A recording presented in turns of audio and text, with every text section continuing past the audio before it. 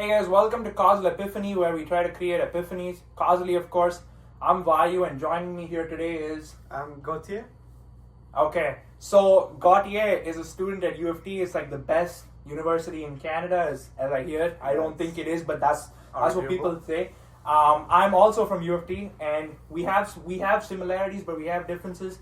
I don't believe in free will, and you believe in free will. Is that right? Yeah. So before we get into it, I just wanted to know, why do you believe in free will? Before we even talk about it. Shouldn't we start with defining free will? No, we should, but do you think free will is an integral part of a way of life? Is that one of the primary reasons? Not just philosophically, but morally, do you think it's important for somebody to have free will? Or to have the belief in free will? So. I mean, I just think that without free will, everything starts to lose meaning. Mm-hmm. Okay, interesting. So, before we get started, as you rightly said, we need to decide on a definition for free will. And based on my research, I've come up with two definitions that we can potentially discuss on. So, I'm going to read both of them, and then we can have a conversation pertaining to both. So, let me just pull up the definition right here. Sorry, just give me one sec. All right. So, the most rigorous definition that I found for free will would be free will is the capacity of an agent to act otherwise than they did, such that they are the ultimate originator of their actions and not fully determined by prior causes or external conditions. Does that make sense to you? It is essentially being able to act differently under identical circumstances, but the different decision you make, you're the ultimate originator of that process. Yeah. You're not influenced by any other external circumstance. And then the second definition of free will, which is not so common, but I feel like it's important to talk about still, is referring to the ability or the autonomy of somebody to go through and make decisions. So it's not relating to whether something is influenced, it just merely talks about the ability to make something happen.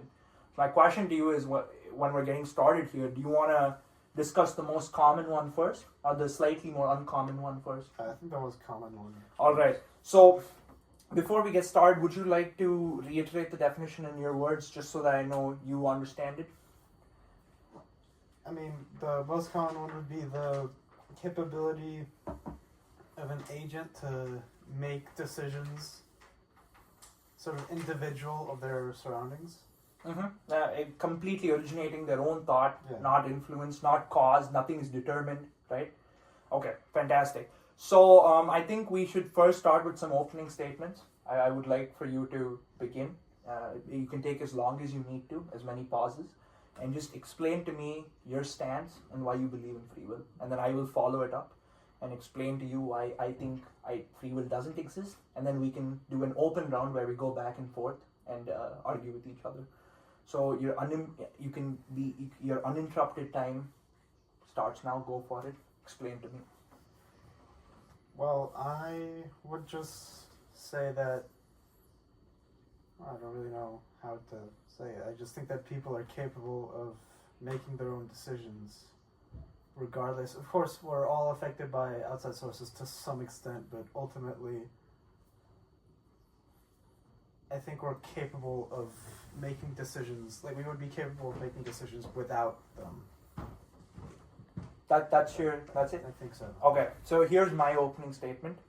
I believe free will doesn't exist because, as the definition suggests, you should be able to act differently in the same identical set of circumstances without having any determined or causal influence on your decision. However, if you empiricize this, we can observe that every decision we make has some influenced, already determined factor that is acting on it. For example, let's say I'm walking into a store and I have two options, vanilla and chocolate, right? I would choose vanilla, for example, simply because of previous experiences, probably genetic preference, or other experiences that I did not author or choose. They were inflicted upon me, and that's why I'm choosing something. Just because I have this ability that makes it seem like I'm free, because I have this body that is capable of making a choice doesn't necessarily mean I'm not constrained by certain factors. So that is my belief that free will doesn't exist. I think now that we've gotten our opening statements out of the way, I'd love for you to give me a counter argument on why do you think that. Well, to that first point, like if you walk into a store and you're picking like an ice cream flavor, I think yes, it's true that of course your genetic preference and your previous experiences will obviously affect it. But I think that the way that they affect you in and of itself is part of free will because they're individually unique. But you didn't author the way they affect you, right? You didn't author or change the way your brain works in interpreting those experiences. You had no, even if they're unique from person to person, if we're talking about an individual's free will, their choice ultimately hinges on the way that information is processed by their body, right? So if an individual gets that information and they translate it in their own way, they're still not free in that they're not originating that thought, they're only processing it. It's still coming from an outside caused source. Well, no, the thought is coming from within them. The outside source is just the experience. How is the thought coming from within then? Well, a thought doesn't just appear. Sure, but the way it's processed, right? And you don't control the thought that appears as well. Yeah, right? No, you don't choose your own thoughts. Right, sure, it's the way that you act upon them, which is free will. Yeah, but those thoughts are determined, and when you even acting upon those particular thoughts is just a result of you acting on a determined sequence of things you did not control. So in the same chocolate and vanilla example, the reason I would choose vanilla over chocolate is even though the preference came from within me, I didn't choose to have that preference. Yeah, you did. It came from within you.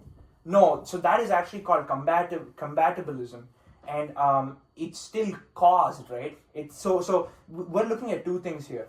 Free will is mainly thinking about two things. It needs to be uncaused, whether it comes from outside or from within. It needs to be uncaused, as in we need to be the sole originators of that. There needs to be nothing that interferes in it happening. So not our genetics, because that's impossible.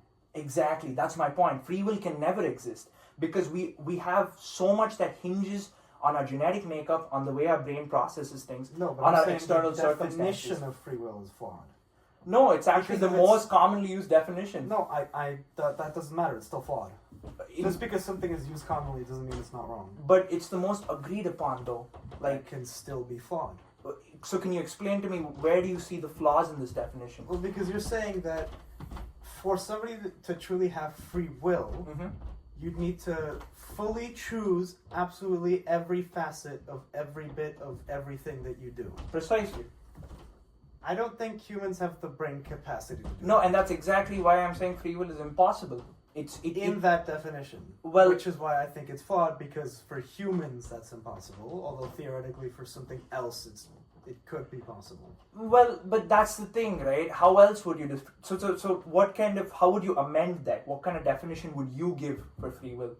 Because we can talk about the more flimsy definition, which is often argued in other groups where they describe free will as the capacity or the ability to do something, which I sort of agree with. There are still challenges and arguments to be made against that, but for the definition that is most solid, most argued, and the most discussed and debated one, it simply says that you should be able to act differently under the same identical set of circumstances, and that different choice should ultimately be because of you and not any external or caused circumstances.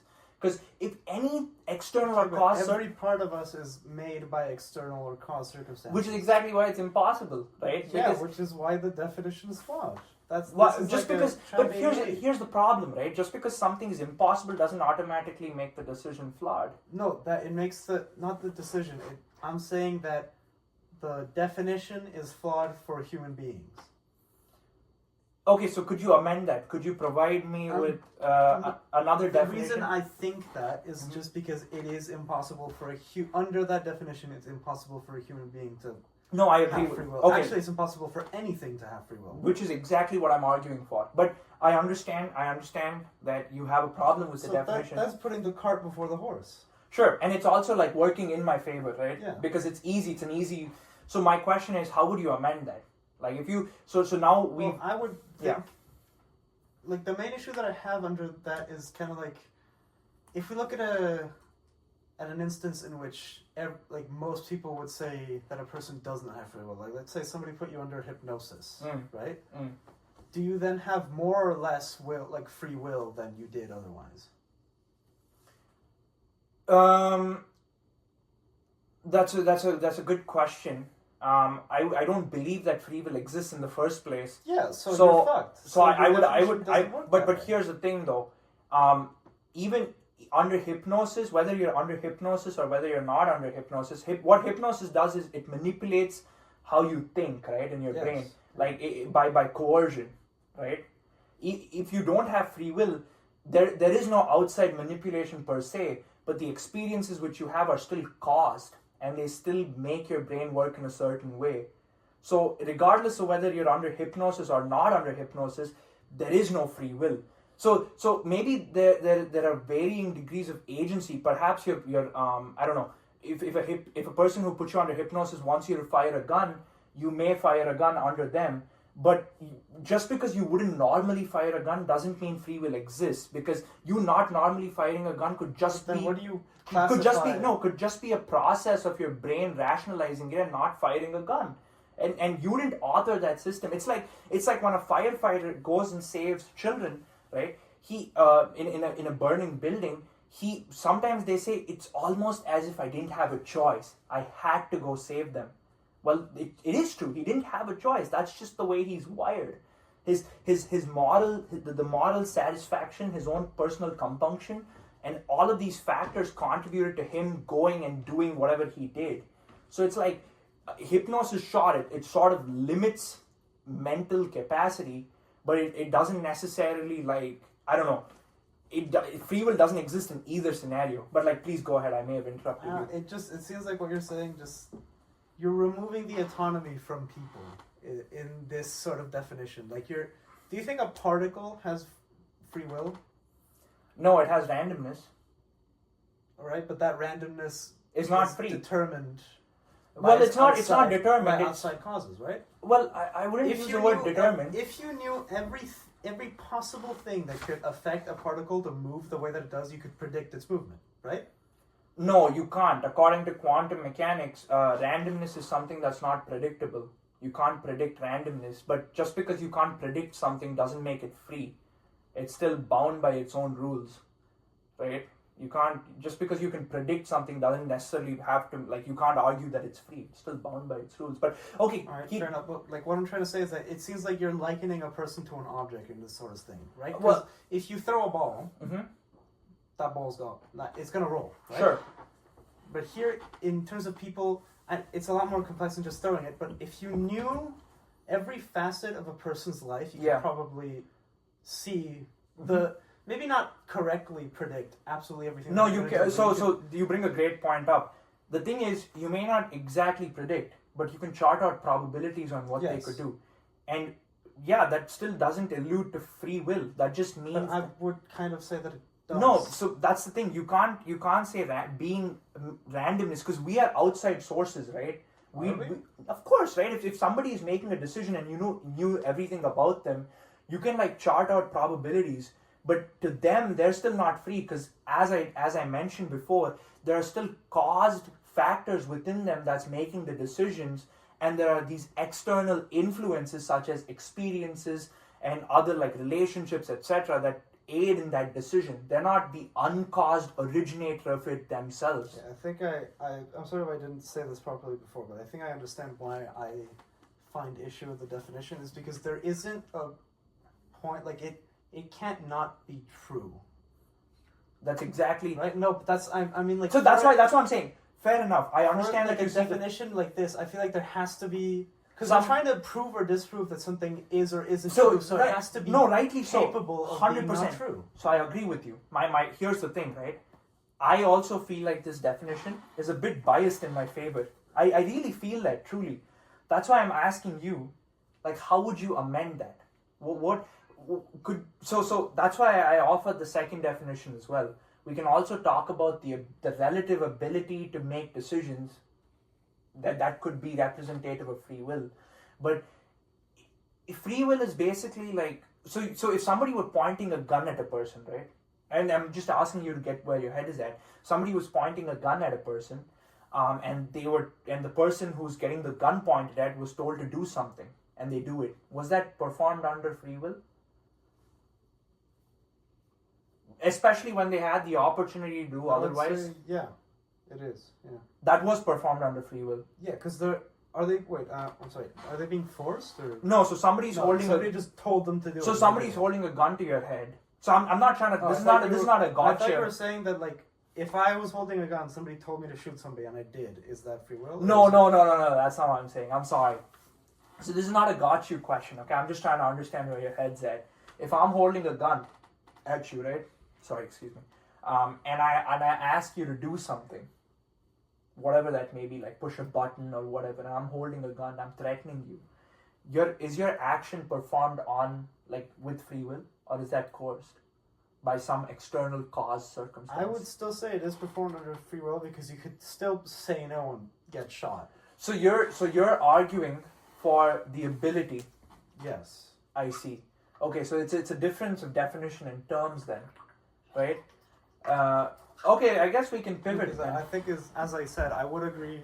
Under that first definition, there is no free will. Doesn't exist. Obviously not, because for that definition, like for free will to exist, somebody would have to be able to act separate to all their previous experiences, or their authored organs, which help in, as well as their, so they have to literally function outside of their brain because their brain chemistry changes due to previous precisely experience. So here's the thing, right? I still like this first definition because there is a very famous argument that I'd like to bring up, and it's called metacognition. Have you heard of metacognition? I might have, but not. Okay, not so metacognition is basically the ability to think behind the scenes. So with every decision you make, you're basically on hyperdrive, and you're gonna make the opposite definition just to prove that you have free will, to show that you can actually make a different decision under the same circumstances by being metacognitive. Yeah, but then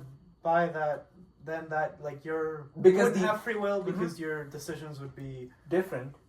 Yeah, different, but only because you heard of the argument against free will. Precisely, right? Yeah. Your desire is still caused by something external to you, which again, so even metacognition doesn't make sense. That's why I prefer hard determinism, because based on somebody's experiences and the psychoanalytics and the way that neurons and brain function developed, you can pretty much predict with a decent certainty, like theoretically, of course, what they're going to do. And so I feel like and so the reason I like the first definition is not, obviously it's biased to me and I'm like easily convinced. It's different from that. It's like, if I'm supposed to be free in my choices, then nothing should be able to influence that. But if there are these things that are caused and outside of my control, different from me influencing my decisions, I don't see how free will exists. That's why I think the first definition is pretty apt, because... Yeah, but then, I don't know, I feel like just... The first definition, I think, as I said before, is like it's aimed at something that's not human. Because to act without... But what is it? Okay, so the bigger question is, what is it, like, why does being a human create this sort of, I don't know, this hierarchy in your mind where this definition can only be applied to something that is non-human? Because we're emotional. We have emotions, therefore but would you argue that feeling pain is an emotion? Yeah. So, but wouldn't a dog also feel pain? Yeah. So do dogs have free will? Yeah. They do. Yes. What? But they're not human though. So like... I suppose human is in like... When I say not human, I mean like... How do I put this? Something that can go beyond the limits of a human brain, I guess. So it's not really... Yes, I'm thinking... Like so you're thinking of like a seventh dimensional creature. something like closer to a god than a person. Right. So under this premise, you agree that under this first definition, of course you say it's flawed, but you do agree that free will cannot exist in this. Not for a human being. Not for anything not for any living thing that we're aware of. Okay. And so you said this definition is flawed because it doesn't apply to human beings, and it applies to some seventh dimensional creature. Yeah, I mean, I guess flawed is the wrong word for it. I guess I just think it's not worth debating because it's so clearly irrefutable, at least for anything that's not. Sure. So you okay? Fair enough. So do you want to move to the second? Because now we've concluded, right? Okay. So the second definition purely talks about ability. It's something I'm sure throws favor onto your side. It essentially says that free will is the ability or capacity to make a decision. It's a simple, clean argument, and I would like for you to obviously explain why that's true, given how the argument is positioned. But please go ahead. Well, I would say this one. I would say is true, and I think I can kind of use what we said earlier about not being able to control our thoughts, because I think that this definition, the obvious counter to it would be like remove the ability, so like a paraplegic or somebody in a wheelchair. It's like right? He read my mind. So I think it's just like the capability to even have the thought of going against what you usually would do is free will. It would be considered free will. Okay. So you mean like mental capacity, right? Because my argument, my general argument for this would be like a pretty obvious one, is like if somebody is in a wheelchair, right, and they're pretty disabled, like they can't get up or anything, even if they wanted to run a marathon, they're still constrained by their circumstances, and hence they're not free. But then here's the problem: when you make the definition such that it just like so for the person in a wheelchair, by them having this thought of wanting to run in a marathon qualifies as free will to you? I would say so. I think that it shows that they do have free will because they have the ability to. But then what is free will? Like if we're talking, let's particularly zone in on this wheelchair person, okay? Because I feel like we're getting somewhere in that. So the wheelchair person has this ability to think, right? That he can go and like participate in a marathon. You're saying he has free will. Yeah. So then in that situation, there needs to be a new definition of free will, because he's clearly not participating in the marathon, right? Yeah. So then what would that new definition be? Is it just the mental capacity to think of participating in a marathon? Is that a definition of free will? In this case, right? Because think about it. If you refer to free will as both the physical and the mental capacity, then he's never going to be able to run a marathon. Unless there is somebody, shout them out in the comments section. Make sure to like, share, and subscribe. Anyway, back to the podcast. But yeah, sorry about that. I'm just yeah. Go ahead. I would say that is closer to it. Because it's really hard to reconcile, right? Once you go there, like once you, because then if free will shifts to the mental part, then I can give you another argument. What about a psychopath, right? Who has no control over their impulses, or no control, or at least as far as I know, or research says, they have no control over their impulses or the way they act or do things, and they don't see the world the way neurotypical people do. Do they have free will? Because now they are pretty much acting on this mental ability and they're constrained by it. So then they're also humans too, right? Like the first definition did not apply to humans. These group of people are definitely humans, is how I see it. Maybe you have a different view. No. Okay. So how would free will work then? Because it gets a bit tricky, doesn't it? Yes. I mean, for a psychopath, I'm not super familiar with. Are they just completely incapable of? I'm pretty sure, like stopping themselves. No, because here's the thing. Like, we're gonna bring in an expert source. Charleston, you did psychology, right? Sure. Off camera. How? No, it's okay. We can take help. So, as somebody who's delved into the subject, do psychopaths have complete control over their emotions, or like? No, do they have no control? Or like, do they have no control? They do have some degree of control over their actions. It's the mental capacity at which they perform these actions that they often don't have, which is. For example, if we were to say in like a court of law, we would prove that like mental health as an issue of whether they approve as having a mens rea, which is the mental capacity to perform the action that they did. I see. And often or not, if they do actually have the mental disease like schizophrenia, they are proved to not have the mental capacity to do it, which means that it was involuntary. it was. You can word it like that, but it's more like. It was more like. They weren't capable of not doing it, sort of. Or? Like it was more like their mental like. If they were conscious, they don't have the mental capacity to conduct that action.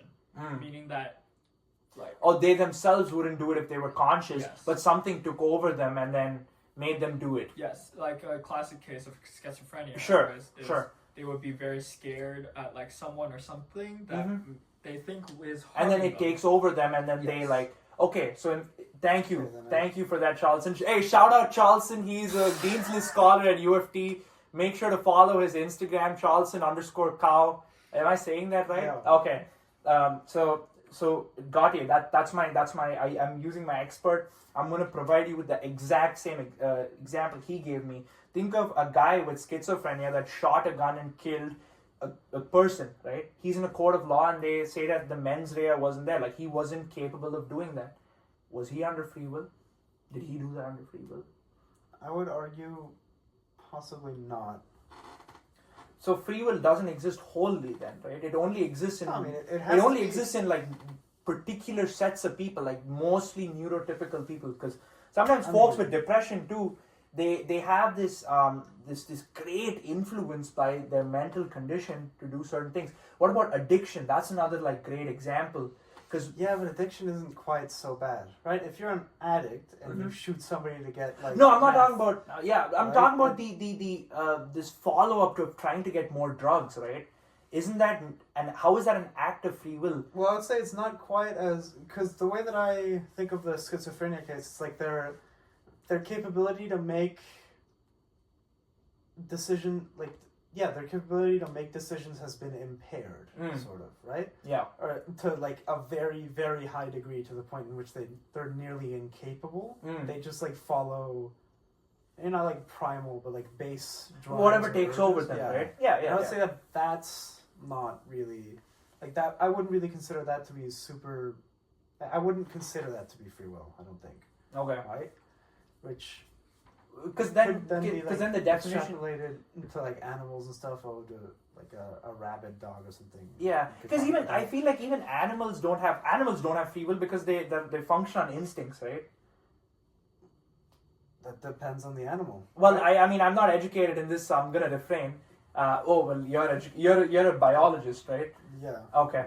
Anyway, so like let's come back to human beings. So my question is to you that, in your definition of free will, which refers to the ability, right? Yeah. And we've discussed one or two examples where this may not wholly apply. Is free will only a privilege that neurotypical individuals have access to, and these other people with,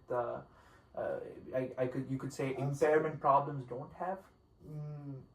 Not unless it's like incredibly severe, as it was stated with the schizophrenia. So what about? So okay, then what about? Then it's only like in specific instances, right? Yeah. Well, no, not really, right? If some part of you gets impaired to such a severe level, it impacts everything you do. No, absolutely, yeah. Yeah. But like, let's say, like, you're not truly free. Like if you take a normal, so in your definition of free will, which is just talking about the ability, there's no coercion, right? Nobody's like coercing, like nobody's holding the puppet strings and then like controlling what you do. You're like, you have the ability to do it. I would argue that if you have a disease, like, or if you have a mental issue like schizophrenia, it is like puppet strings controlling you, because you're not fully conscious. Your body is being controlled by some other thing, something that's like making you do stuff, right? How would that be freedom? How would that be free will? It just makes it seem like free will is this privilege that only a particular group of people get, and then this other group doesn't. Would you agree with that at least? Because considering how you agreed to how a person with schizophrenia doesn't obviously have. I wouldn't say it's a particular group of people, because I don't think it's all the time, right? I'm sure a schizophrenic would have lucid moments. Sure, but like for the most part. Like you could argue that if somebody has severe schizophrenia, for the most part, they would have schizophrenic moments, and then I don't know when they'd have lucid moments. I'm not educated. Yeah, because I'm just thinking, if you went along your day and then for like specifically one action, somebody took over you, right? I would say that you would have free will, and you enacted your free will throughout the entire day, except that one action that somebody else did for you. Okay. So to reiterate, right? I want to get this into terms that is understandable and rigorous enough. To you, free will is essentially acting or thinking about actions that are coming from within these internal desires. Like, for example, It's the capability to choose to act on a thought. okay, so capability. So you don't. So the influence on that doesn't matter. I wouldn't say so. Of course, there's like,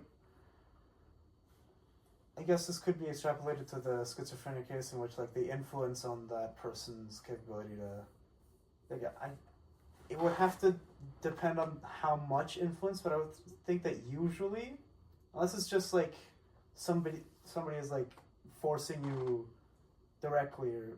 No, but even then, sorry, I'm just... No. Oh, you can take your time. There's no... Dog, this is our first video. We're not going to get views anyway. It's like, you can be cool. You can, like, be relaxed. See, I'm not even trying to debate you here. See, obviously, you have your own views. He has his own views. I have my own views, right? We're just trying to discuss and be philosophical and intellectual and try to understand each other a little bit more. So I'm just trying to understand, like, where you're... If you take the second definition in that we talk about capacity and ability...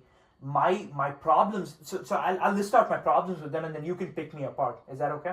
So my first initial problem is when you give birth to a kid, right? You're essentially controlling their entire circumstances, the way they're born, the way they're raised, the parents that they get, all their influences, everything. At least if you extrapolate it to their future, right? There's no other option for them. It's not like they can choose which family they're born into or what kind of wealth. And they can't choose especially what to do with those resources. Sure, of course. But the thing is, if they're born into that family or whatever, but there's another layer to this. What if they're born disabled, which they can't choose anything about? What if they're born with mental problems and other diseases? All of these things you can't necessarily choose. The autonomy gets severely undermined when you have these things you can't choose happen to you, right? Like if a child gets leukemia, it's not particularly by their own choice, right? No, obviously not. Yeah, so it's like, in what sense is free will existing? Because that child has limitations that he cannot do, if you know what I mean. The person sitting in that wheelchair has limitations, because there needs to be one definition that's got to apply rigorously to everybody, right? Or do you disagree with that view that one definition should exist? I think, one definition should. Okay. Maybe just the capacity to think? make choices with what it is that you're given. So. But then so you see the problem with that, right? With what you're given essentially is a restricting factor. Like people in North Korea, they can't look at a phone because they don't have it. Like I understand intrinsically we all have restricting factors. We can't fly. Sure.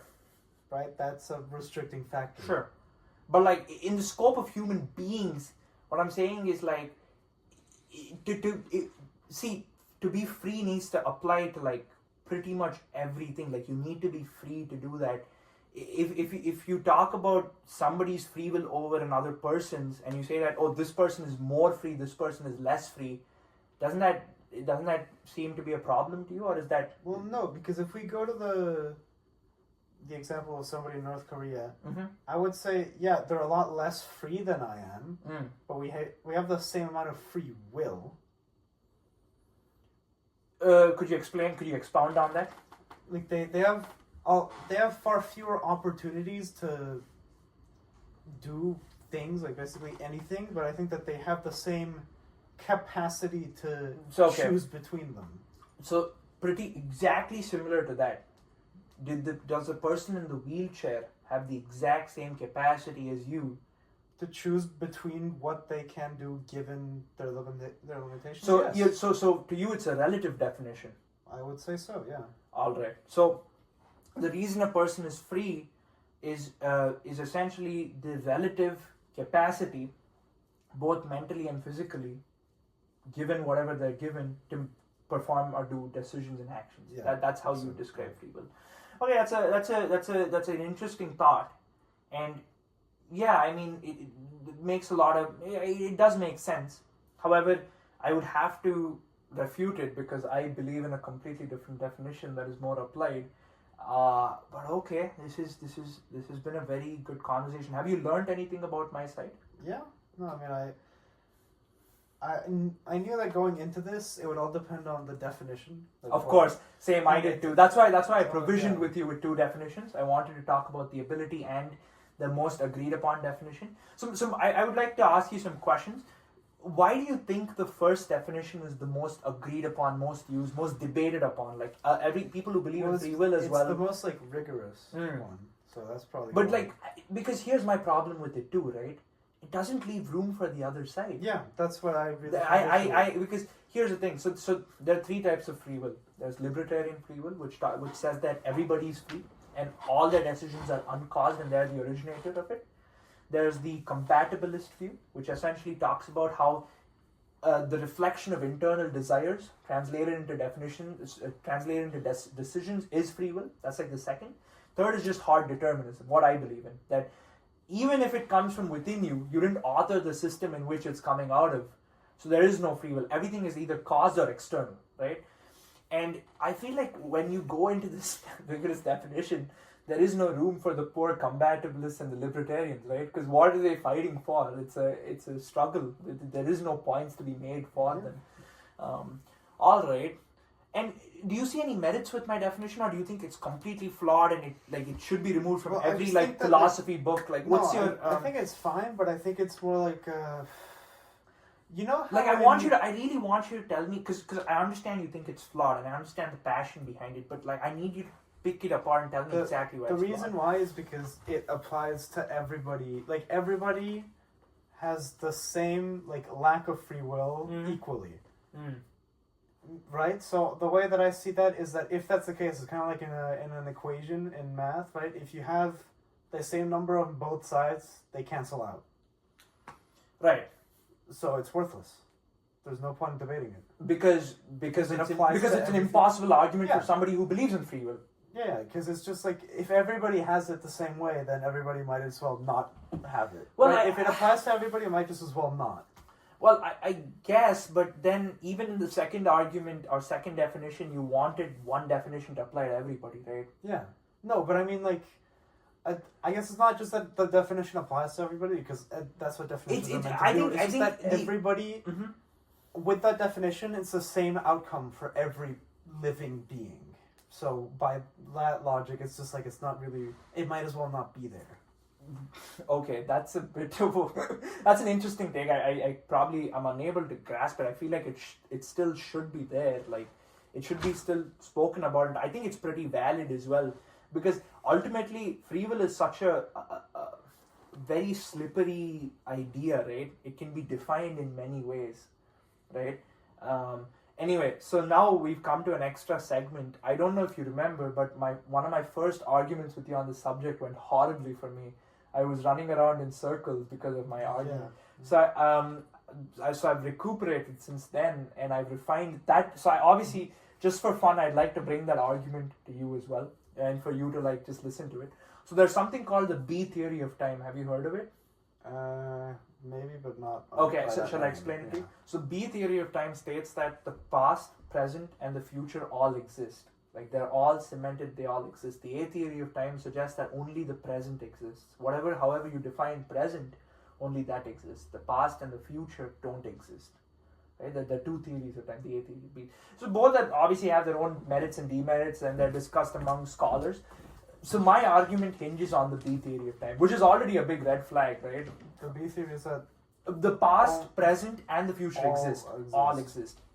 So my argument is that when I make a decision, there is so much information asymmetry, as in I don't know the outcome of that decision. And once I make that decision, I'm already putting myself on that B theory timeline where the past, present, and the future exist, right?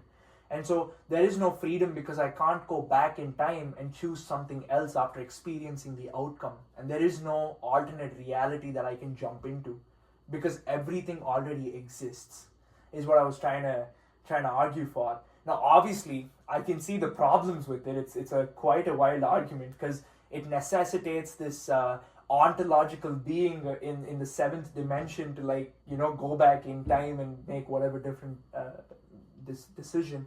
But I'd like for you also to pick it apart. Give me. I mean, just from there, I would say that like, then if you had a time machine or a machine that allowed you to go to parallel universes where you made a different decision, would you then have free will? Yeah, so my good question. It basically, my thing hinges on information asymmetry, right? So if I had a time machine that allowed me to go back in time and make a different decision and then infinitely make all the decisions available to me and gain all the information, then finalize on one, to me that was true free will back then. That was what I argued for. Because I feel like because in the B theory of time, as I said, the future exists in one continuum, right? There is no like because the future exists certainly.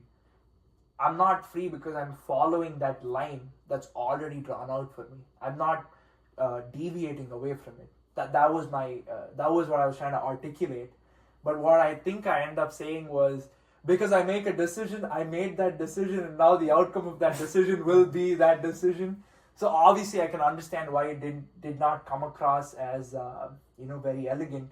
Well, how do you think about? Obviously, I think this new definition of the way my new argument is not practical at all. But either way, I'd like for you to give me your opinion on it, just for fun.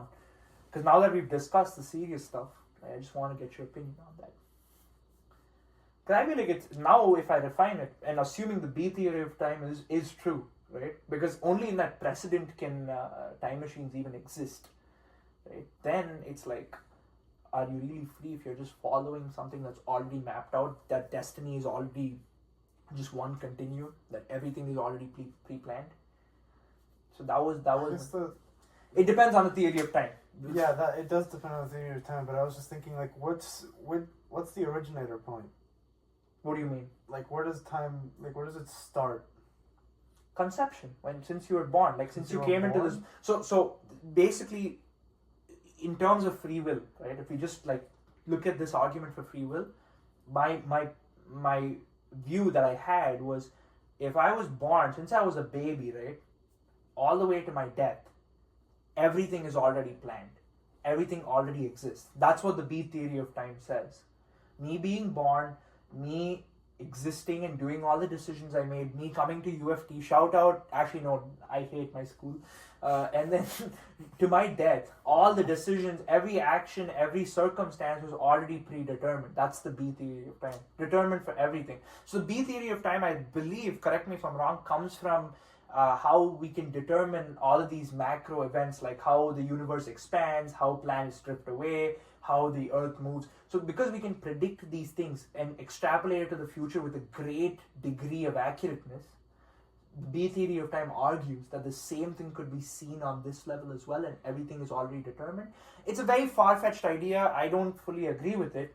But for the sake of argument, if you consider it, don't you see there's like some validity or scope that if you take free will as information? But I think there's still like, because the whole point would be that every single decision that you make that you have made, that you are making, that you're gonna make, was predetermined, right? Yeah, in the B theory of time, right? Which means it's all set. Yeah. But then, like, what if isn't it possible that there would be a point in time in which there were two choices that you could make and they were equally likely to be made? Yeah, so that's the thing, right? It doesn't matter. Like, the probabilities in the B theory of... I know it's horrible, right? I understand. Don't give me that look. I know in the B theory of time, probabilities don't matter, right? You could be faced with a decision that's equally likely, but only one thing is going to happen. So it doesn't matter how you feel. Then that to me just sounds like circular reasoning. Because you're right? basically you're saying, if only this thing could happen, then free will is false. And it's like, yeah, obviously, right? Yeah. But like the thing is, to be circular in reasoning, it means to use the solution as a part of your answer. Well, I guess there is some kind of circular reasoning. There's definitely flawed reasoning in that. But I mean, I don't know. We should make a video on the A theory of time and B theory of time, and that needs more research for sure. But it's interesting to talk about, right? Definitely. I worry that a video on that will be similar to this. It's just like, yes, if you go with that definition, then obviously it's No. true. Well, we're not going to be debating it. We're just going to be talking about and getting ideas. Even I hope this did not come off as offensive or debating. I'm not trying to be arrogant. I'm just trying to see where your head's at. No, it was frustrating that was the definition. Me too. I feel so. The thing is, it obviously supports me, which I'm very grateful for, right? Because it gives me a chance to argue and potentially squander and destroy my opponents. That's amazing, truly is, if you don't believe in. But what about the people who do? Doesn't present a fair chance at all. And also, it just like undermines the overall opposition arguments. Like, you can never oppose it because it is the truth, right? Yeah, and to me that also, like, a theory that can't be at the very least opposed to some degree seems weaker than one that can, because then you don't, like, there's no need to really to support it. No, fair enough, but the thing is, I see the merits of maybe it's my bias. Right, I agree. No, I obviously see the merits of the definition. Because it's so factual, right? It's so tangible. Like, everything is either caused or external. That and you make your decisions based on those factors. Your decision doesn't come from, I guess, your soul or some separate immaterial thing, separate from the authorship of your brain or the way your thoughts work or the way you're raised or your experiences. So I am convinced by it just because even though there is no opposition, which I do feel for, it's the most like, it's super cohesive. Yeah. But the reason I like the second definition a lot too, which talks about the capacity and the ability, is because it at least allows for some kind of opposition. But it is still, I feel like it's biased towards the opposition now when you get to that ability thing. But my other problem is, like, look, at the end of the day, right, even if you have the ability part of it, like even if you look at free will as an ability to make a decision, you're still not free because some people don't have the ability to make the same decision. When you define it as relative, right, then you do the same thing I'm doing with my first definition. Yeah. So, but then there's also like there's a possibility of a fail state, right? There is a point in time which that decision, even with the relative capability, that decision can still be false. Well, no, like somebody can still not meet the definition. How could you give me like with the schizophrenic answer, right? Right. Because they're like because in one point of time removed. They don't have that capacity. Right, the capacity is completely removed. So there is still such a thing as a fail state. So you can still observe a lack of free will. So free will doesn't wholly exist. So you agree? No, you agree to that premise? Because, like, for example, an ant doesn't really have free will. It does what the queen tells it until it dies. Right, and it also like has these hormonal responses. Yeah. Like right. it has. I would say that it has some capability of choice within its following of orders, but it still doesn't have. As a biologist, right? How do animals, like, here's my hypothesis that I never really researched, so correct me for my arrogance or my ignorance. I might not have been either, so. No, but hear me out. How do animals function? Is it like an instinctual thing? Like, if there's a lion, for example, I know y'all on Instagram know which lion I'm talking about. If there's a lion, does that lion have any degree of free will, or is it just going off of these instincts? Like, is it? Oh no, getting into consciousness is for another video, guys. Let's not talk about this now. I think consciousness is kind of part of it. The way that I see it, I also haven't really researched this, but the way I see it is kind of like the more intelligent something like a living being gets, the more degree of free will it has. The more degree of free will it has. Yeah. Like, for example, a dolphin is capable of making quite a few decisions, right? Acting on its pleasure receptors. Yes, exactly. Yeah. Right? Or like we were talking about cats and dogs, right? You know how you see videos of cats knocking things over? Yeah. Well, they had the choice to not do that, but they chose to do it, maybe based off of. But wouldn't the cat's choice of knocking things over still come from a primal influence that is like super not in their control? Because it truly but like the reason why I'm saying that is an instance of free will is because you can teach them to not do it. Oh, by conditioning. Yes, by conditioning, right? So they can still have that second, like, if you think about it like a trajectory, you have the thought originating maybe from a very primal background, right? Still, you can condition it still meets like there is a point in time in which the animal can Not- choose to not follow. Okay, through. so here's something interesting. When you classically condition something, right? You usually offer it a piece of reward for Yeah. not. Wouldn't the cat lose its free will because because its desire is coming from that reward? no, and not- it can still choose that. No, it has the ability to knock it over, but does it have the choice? Knock it Yeah, over? if it decides Oh, because that it it's wants weighing to- the pros and cons. If it decides that it Interesting. wants to knock the thing over more than it wants to treat, or it just, I don't know, maybe it got pissed with its owner, right? It has the capability to do that. That's an interesting. Whereas like an ant or a bee doesn't really, like they can't say no to the queen. It's not possible for them.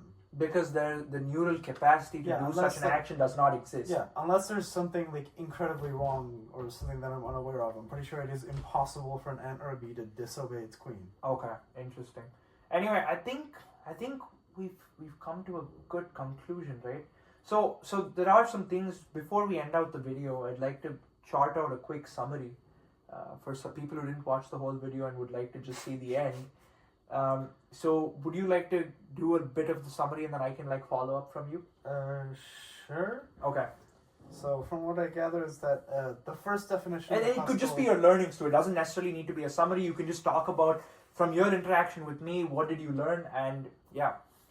Well, the classical definition is kind of, it's something that I don't particularly Like? agree with. Mhm. Yeah, because it's kind of like a one catch all sort of thing. It doesn't allow for any nuance within it, Mhm. and it just sort of states that I'm pretty sure even both animate and inanimate objects, like pretty much almost anything in the universe, is incapable of free will. Mm-hmm. Unless it's capable of... On the next episode, we're gonna discuss if God has free will. I'm just kidding. Yeah, unless it's capable to distance itself from the rest of basically reality, Mhm. which as of right now we're unaware of anything that can do that. Yeah. Which just the lack of fail state for that definition. Just alludes to the existence of no free will. Yeah, which I think is kind of unfair. Both To people to- arguing for free will. Well, kind of to both, because I feel like the only way to really strengthen an argument is if you are faced with a counter argument. But Leo, that functions. I mean, Gautier, that's not like that's not the thing. Is that's your personal opinion, right? No, absolutely. Yeah, like That- to say that to strengthen an argument, it needs to have like I don't know some degree of defensibility and shouldn't be impregnable or whatever. I feel like an argument can be No, impregnable. it like, absolutely can be, but I so feel like okay. So before you there has to continue, be, I like, just wanted to say plausible this one last thing, deniability. and I just wanted to say I forgot to mention this. So people who don't believe in free will, right, such as myself, Yeah. by saying that it's impossible, we're arguing that the definition is the truth. That's the whole perspective. It's like saying 2 + 2 = 4. These are completely true. There is 100% truth value in those definitions, in those statements. That's what we are arguing for. And so I understand, like, in something that is so debated upon and controversial, it's wrong to, like, have that premise to say that, you know, something that should be debated and discussed on is true, is, like, not fair. But that, I just wanted to put that out there. I understand the problems it has with it, but that's just how, you know, I see it. That's how a lot of people in my community see it. Yeah, there's also something else to it. It's just that if we go with another reason that I think I dislike that first definition is just that if it's just put out there that by that definition nobody has free will, Mm-hmm. I feel like that opens the door to people that just say like, oh, if I don't have free will, they could either go like the anarchy route and just go like, oh, whatever I do doesn't matter. I'm not really responsible for it. And right. And they just Interesting. kinda, like, So how does morality work yeah, under it no would be, free like, will, the right? morality Yeah, of yeah, it, yeah, yeah. right? Yeah, we should Which talk I about think that. could be very harmful. So I actually is have valid. I have arguments prepared for that too. Okay. Yeah. So you're saying that if there is no free will, right, and people do whatever, they shouldn't be punished for it because they weren't free. No, I think that's something that somebody could say. I don't think I would say that because, as I said, I have my issues with that definition. But yeah, like if somebody doesn't have free will, Now, how do you punish them? How do you reconcile that? how Right? do you punish them? So right? that's good. They're not. Who takes responsibility for their actions? So that's good, right? So I struggle with this part as well, and so I'm gonna try.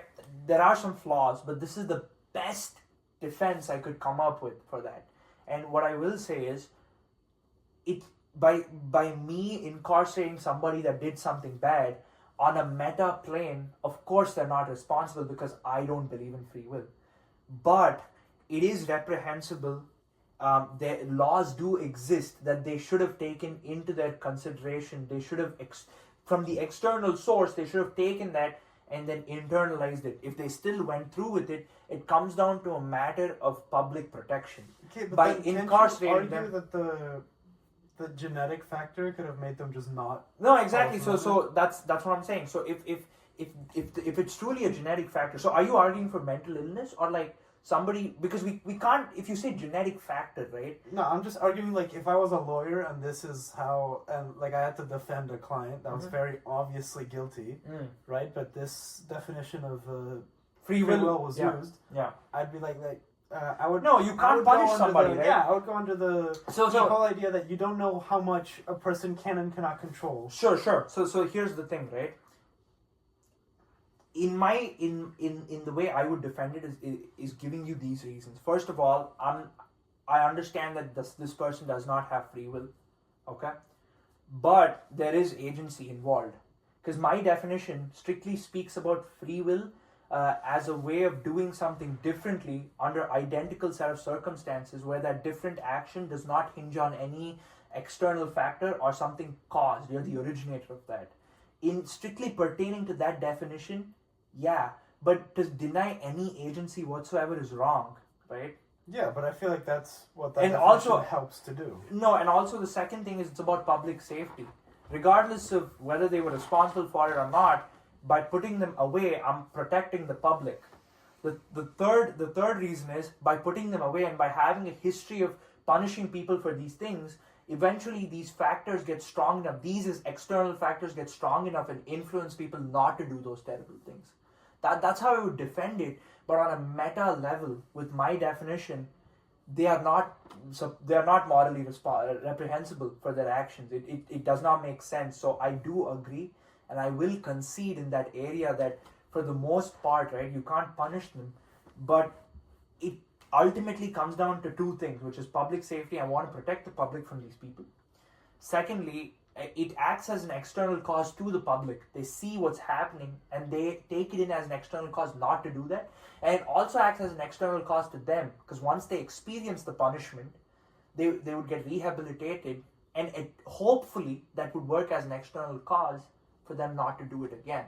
Now obviously, right, if you're smart, you see how many holes this argument has. But regardless, that's how defensible that morality position becomes. But it is what it is.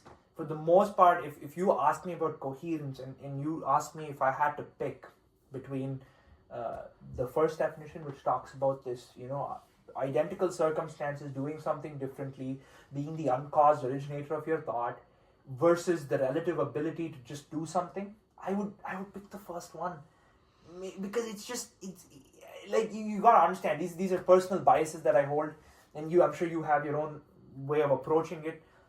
I don't know if we're truly free in how we approach it either.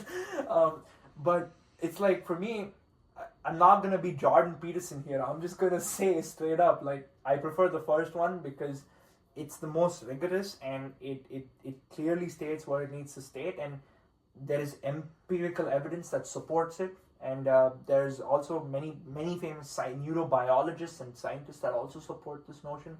Famously, Robert Sapolsky, who also believes he wrote many books, and he's a world famous neuroscientist, and he also supports this notion of no free will. So, and I'm not just like glazing them. I'm not saying that they're right or wrong or anything. I'm just saying it's the most comprehensive view, because ultimately your decisions are influenced, right? They are like influenced by some determined caused factor. Can I just ask you, earlier you said something about agency. How does that play into this definition? Like, what do you, like, in what context? Because you were saying, like, there are laws to deter against crime, sure, right? And those supposedly would be internalized by people, whatever, by people, right? But then you said something about agency pertaining to that. Yeah. So, according to the rigorous definition I gave you, right, it does not suppose, there's no supposition that all agency is lost. There is this sort of pseudo caused, determined agency, because you pointed out in the beginning of the video that everybody acts randomly, right? Like if you have two people that have pretty similar circumstances, but they're from different parents or whatever, it's they may or may not do something differently. It's random. Like you can't really. So I'm saying there is some agency, but the agency I'm talking about is the process of internalizing information and translating that into desires and then making actions. That's what I mean. It's like it's not just this pure free will type of agency that you're talking about. That's all I'm trying to say. I mean, you're more than welcome to dispute that. I'm not going to take anything personally. I hope you know that. Or if you I just think that kind of opens the door to, like, if there's agency besides free will, like if there is no free will but there is agency, isn't that free will? No, so I'm not saying pure agency. I'm saying That there's I'm like talking a- about there's a pseudo agency that occurs as a result of you internalizing these decisions in the way that your body is So authored what- and the experience that happened to you. That's just personal agency. That's all you call it. It's something like personal agency, but I'm not a compatibilist. I'm not gonna say that it is free will just because it's internally like it's just an internal thought, an internal desire, because you didn't author the systems by which those internal thoughts and desires come up with. Agency is just the you could say the ability to do those things, the ability to get those internal desires and those thoughts and then go and do that, which I guess would play into your definition in the second definition. But for the most part, it's like, as I said, like as far as the morality part is concerned, people who don't believe in free will, they have a problem with this too. But as far as if at the end of the day, right, it's about looking at the net negatives and the net positives. If my net positive of incarcerating somebody who did something wrong is that my society or my community or the people are protected, then it should be done regardless of free will existing or not. That's just, it should be taken as given, unfair as it may be, cruel as it may be. And obviously I'm not a utilitarian. I'm not saying like something like the needs of the more matter or whatever. I'm just saying in the overall societal structure, right, that makes the most sense. That is optimal as I've read, as I've seen. But like, you're welcome to dispute that if there is anything. Or if there's nothing to, there's no pressure. Like, I don't want you to feel any pressure to like say anything. It's fine. Yeah. Okay. Anyway, I think we've touched all bases. I thought you were gonna. You know what I thought? I thought you were gonna argue for metacognition. Honestly. For metacognition? Yeah, I thought you were gonna say that if I was in that, let's say I had an allergy to mint ice cream, and then I had two options: chocolate ice cream, mint ice cream, and I had an allergy to mint. Just to prove that I have free will, I'm going to intentionally eat the mint ice cream. That's like... But I'm like, that's still caused by an external desire, right? So, okay. Well, fair enough. I think this is good for now. I hope you had a good... Like, I really enjoyed this discussion. I thought we were able to talk about a lot of things. I wouldn't say you shifted my perspective, obviously, because we're very proud people. But I did learn something about the different definition and how I should approach free will. However, I do like my first definition. Is there anything that you learned and anything you'd like to share before leaving? I mean, I think it was informative, especially in the way that you argued for your definition. But I guess I just learned that I don't like that definition. Fair enough, right? It's a matter of preference at the end. It doesn't enclose the nuance of the other side. Yeah. Anyway, so Gaudier, here's the most important question: would you be down to be a co-host of this show, Causal Epiphanies, where we try to create epiphanies, causally, of course? Yeah, I mean, as long as I prepare better next time. Let's go, people. You heard that. We're going to get Leo back for another episode. Anyway, if you like conversations like these, please stay tuned. Like, share, and subscribe. Comment what your favorite moment was. And from next video onwards, we're going to be referring to me as Bite-Sized Baby Daddy and him as Galileo. Okay, thank you so much for watching. Until next time.